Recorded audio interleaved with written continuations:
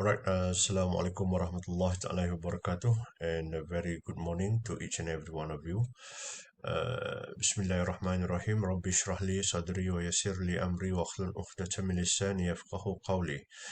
Right, today we are going to discuss a new chapter.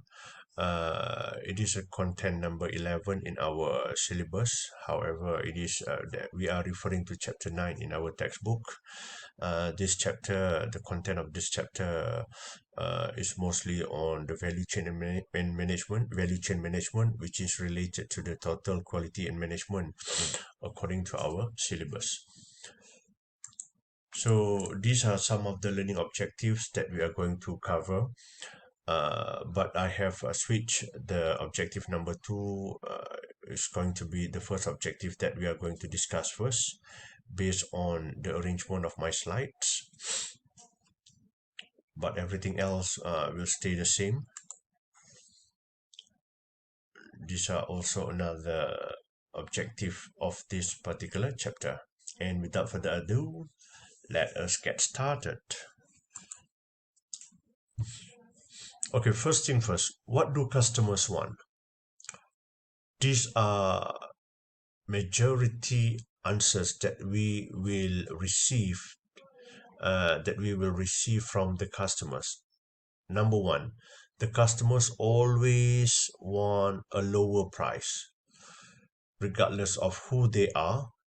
If possible, we always want to buy products or services at a much cheaper prices.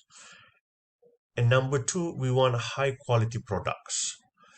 We always hope that we can get a much better quality products, and we prefer to choose a higher quality products as compared to low quality products. And then we want to have a quick service and good after sales service. We always expect that when we go to a service center for a car to get a car service, for example, intentionally, and our expectation is that we are going to receive a quick service, and also we are going to get a good after sales service. This is quite general, yeah. And then number four, we want to have products with many useful or valuable features.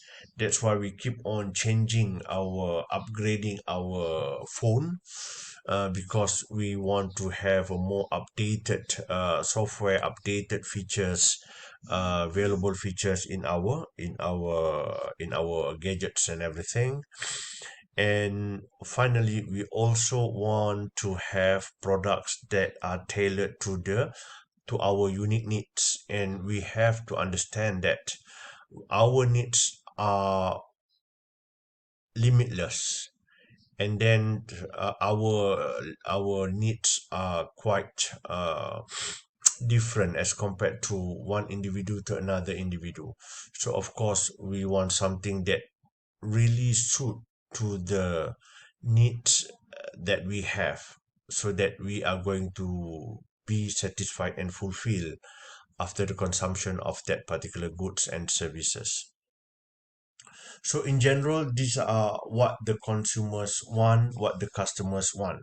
So the next part that we are going to discuss is how would the organization try to deliver that. And so number one, the organization can try to deliver any of the needs and wants of the consumer by focusing on their competitive advantage. What is competitive advantage? Competitive advantage is that is something special that you have and the competitors do not have. Something different. For example, Apple has a competitive advantage in terms of their system, iOS. Nobody else is using iOS. Only Apple is using iOS system. So that is their competitive advantage. And then what are the results from this competitive advantage? If you are able to identify to create your competitive advantage, number one is either you can provide your products in as a low cost product, and number two, differentiation. one of the good competitive advantage, if we look at two ringgit shop nowadays, like eco shop and everything, because they are able to provide their goods at low cost. So that is their competitive advantage. If we were to compare them with My Day and Tesco and everything else, because all of the goods in their store is priced at two ringgit and 10 cents. And then Asia, for example, they are also is able to pursue a low cost strategy. And we also have organizations or products that are pursuing a differentiation as part of their competitive advantage. For example, we talk about X70. They are different in terms of they have a unique characteristics. The features are quite similar with X70, no, with CRV as well as CX7. But in terms of the gadgets inside the car is a little bit different, and the price is much cheaper. So that is the differentiation that they are trying to deliver by Proton through their X70. So, what are the advantages of having all of these competitive advantage? Number one, you can improve your quality. Number two, improve your responsiveness to customer. Number three, improving your efficiency. And then number four is improving innovation. So, if you are focusing on becoming a low cost or differentiation strategy, if you are pursuing this type of strategy as part of your competitive advantage, you will end up by doing any of these elements. Either you will end up by having a better quality, you are going to end up by becoming a more responsive producer to the customer, and then you are going to improve on your efficiency, and you are going to improve on your innovation. So once you improve on your efficiency, like we said before, you can do this better by using similar amount of outputs, but you can produce more. That's when you become more efficient, and that's when you can deliver or pursue your low cost strategy. And then the next one that we are going to discuss is with regards to the value chain management, and it relations to the functional strategy. Functional level strategy is the plan of action to improve the ability of each of organization's departments to perform its task-specific activities in ways that add value to an organization's goods and services. So functional level strategy is the lower level type of strategy lah, and at the functional level, for example, at the marketing level, at the production level, at the R&D level, at the accounting level. So that is a functional level strategy. And a value chain is the coordinated series or sequence of functional activities necessary to perform inputs such as new products concept, raw materials, component parts, professional skills into the finished goods or services customers value and want to buy.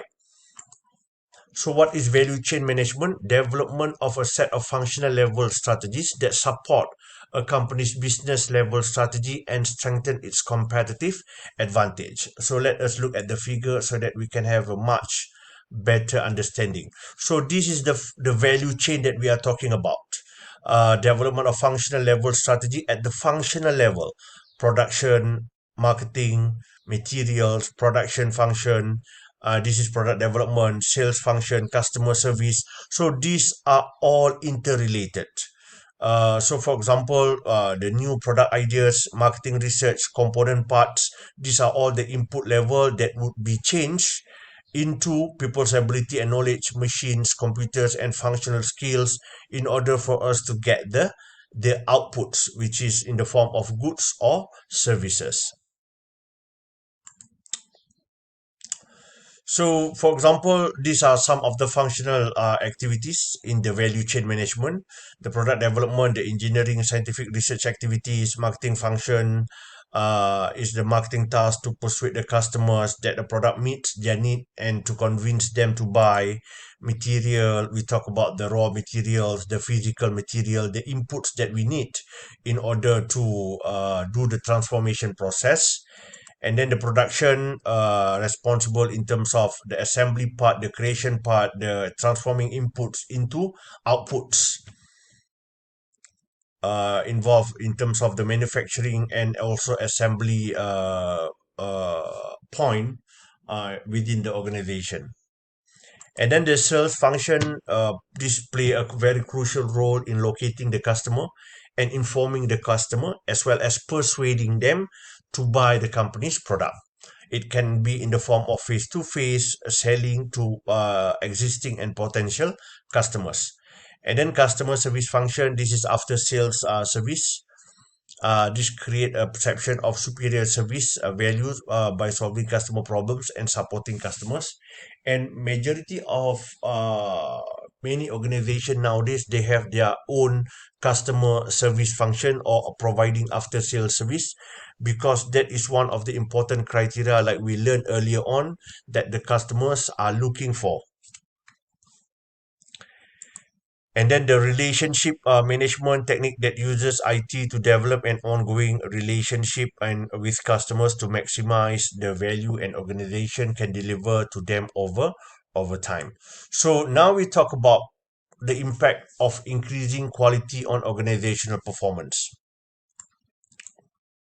So why do managers seek to control and improve quality of their products, of their organization's products? So they are doing that for two reasons. Number one, customers always prefer higher quality product to a lower quality product. We always prefer that. If we were to compare about two different products of the same price, definitely the next item would be on the quality, which one that we perceive as having higher quality than the other. So by increase the quality, so this would increase the reliability of the products lah. And so of course we are going to get we are going to pursue for better quality products. And then sometimes for when you increase the quality, you can charge a little bit higher prices. So we always have the perceptions better quality, this would come with the price, and that would give more profits to the organization. And then the second reason why we try to boost the product quality is that the product quality, increased quality can increase the productivity and also increase the efficiency. So once you can increase your productivity through economies of scale, then you can try to lower your costs, and this would boost your profitability of your organization. So overall, these are the two reasons of why organizations are pursuing to increase their quality. Is either to increase their reliability through providing a higher quality products, and then higher reliability means that you can charge higher prices, and higher prices would denote higher profits to the organization. And then also by increase the quality, this would increase your efficiency and productivity. And once you increase your productivity, this would denote indication that you can lower your costs. Once you can lower your cost, of course this can increase your profits by the sense that you can sell more, because now your products are much cheaper than the competitors, for example like Asia, and they everyday low prices. And so they are pursuing a low cost strategy, and of course that would give more profits to the organization. All right, the next one is total quality management, but we are going to stop here first in this video, and we will continue in the next video, inshallah.